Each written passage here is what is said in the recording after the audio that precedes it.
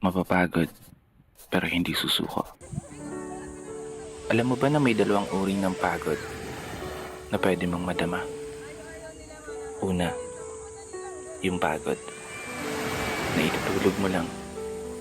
Pagising mo, okay ka na. Pero may isang uri ng pagod na talagang kakaiba.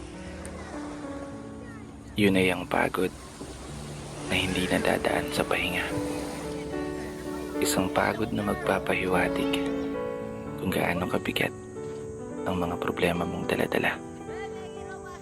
Pagod na magpapanginig ng mga luha sa mata.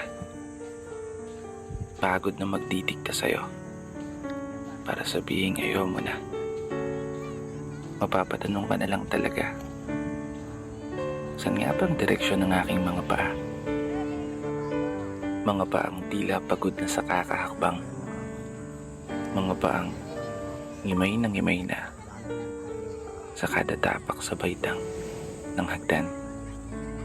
Isang hagdan na magdadala sa akin patungo sa isang palapag na pinapangarap ko.